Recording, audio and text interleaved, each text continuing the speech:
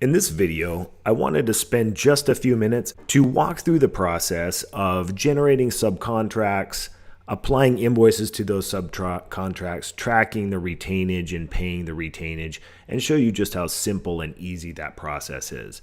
I've already created a project. We did that in the last video, and we have actually already imported the budget into that project.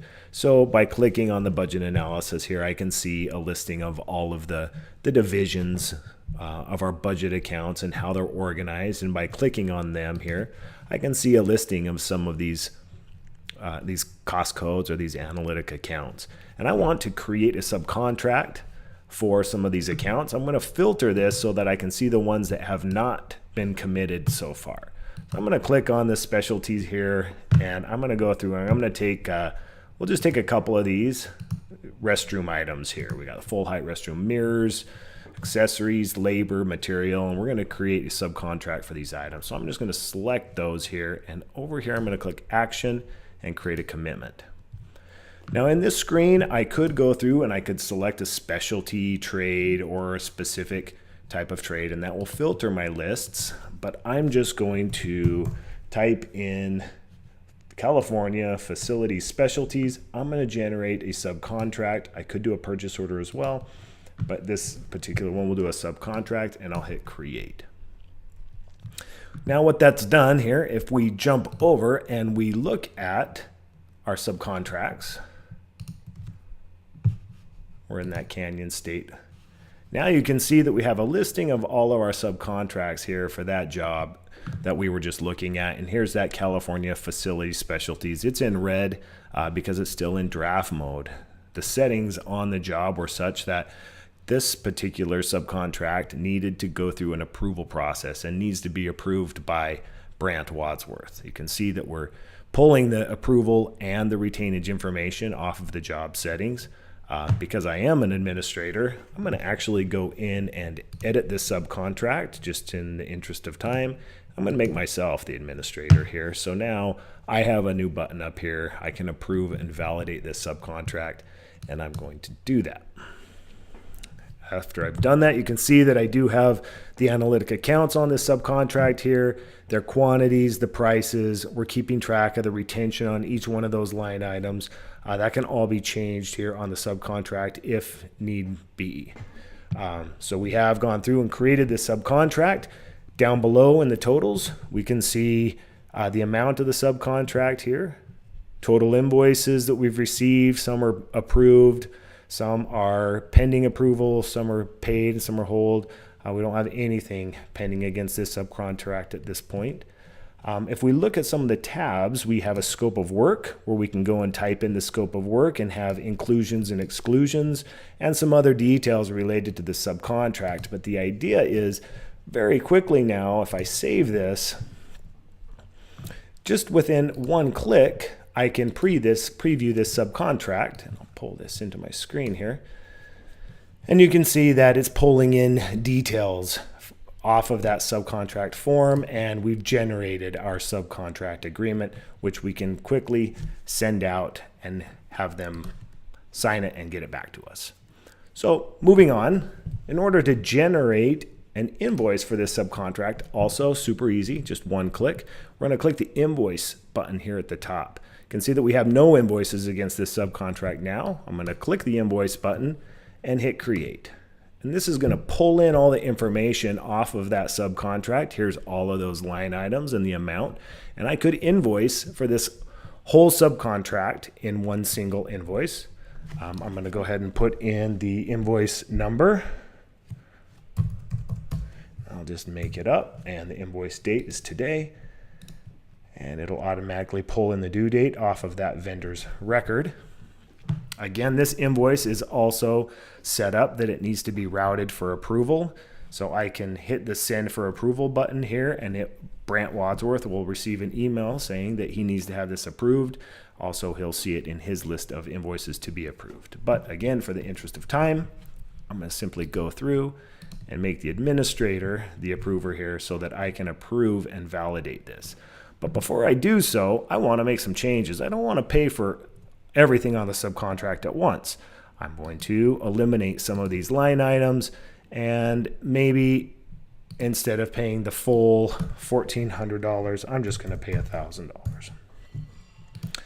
Now I can see that the subtotal for this invoice is $1,000.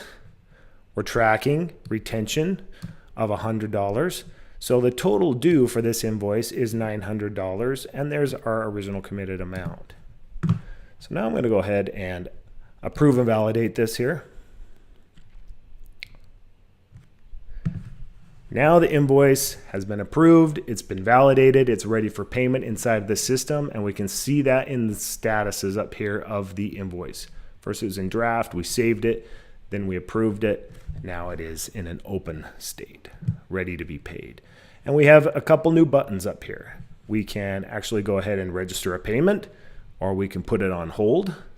And let's go ahead and put it on hold. Great. Now, if we go back, and we have breadcrumbs here at the top so that we can go back to this subcontract, we're just going to jump right back real quick and take a quick look here. And now we can see the totals of this subcontract. First of all, the first line item we paid $1,000 for, so the subtotal of $1,400, we have invoiced $1,000. We can see that we've received we've paid invoices or received them for $1,000 here. We have none pending approval, none that are waiting to be approved, but we do have one here that is in hold. So let's go through and create a new invoice against it. You can see the one that we created the first time. Now let's create another one, and it's going to go through and pull in what is remaining, the residual left on that subcontract. So I'm going to eliminate the first one here, and let's just pay this amount here. So again, I'm going to approve it and validate it. Oh, of course we have to put in our invoice number and date. Put today's date, and I'll approve and validate it. And this one, I'm actually going to go through and make a payment against. So now we have a button up here for register payment. And when we do that, I can decide how I want to pay. We can set up different payment methods, whether cash or credit card or checking account. I want to be able to print this check. And when I click my checking account, I can either write a manual check or I can print a check here. So I'll go ahead and print a check. Here's the payment amount of $1,971, which is the total amount of the invoice minus the retention. And here's the retainage right here, $219, and we're going to put that into this general ledger account right here. So we'll be creating some journal entries behind the scenes. I'll validate this payment. And now if we go over to our accounting and vendor payments, we'll be able to see that California Facility Specialties, there's the amount, $1971. If we click on this, we can see the details related to this amount that's been paid, and we've decided to print. So if we click print the check, that'll actually print. I'm going to print it this way. So it'll just create a PDF, make it easier to show. The PDF shows up down here on the bottom of my screen. And now I can just quickly print that off. So very quickly, we were able to go through and generate that subcontract, generate some invoices against that subcontract, and make some payments. Let's go back and look at it again here. And this time we'll create one more invoice, and we'll just go ahead and pay the whole thing off. And we need to, again, make me the approver so I can approve it and validate it. Once again, I'll just make something up here. And, got to put in a real date. Okay, and we'll approve and validate it. Okay, and now I'm going to go ahead and register the payment. Again, we'll pay with our checking account. We'll print off a check. Here's our retention amount. We'll validate this payment. And now we'll have that payment over there as well. But we'll go back and we'll look at that subcontract. And now you can see that remaining to invoice is 0. We've received all of the invoices for this subcontract. We can see if there are any pending or waiting to be paid or on hold. We can see all that information here as well. We can see also that we do have one on hold. So we can go over here. We can see all of our invoice statuses. Here's the one on hold.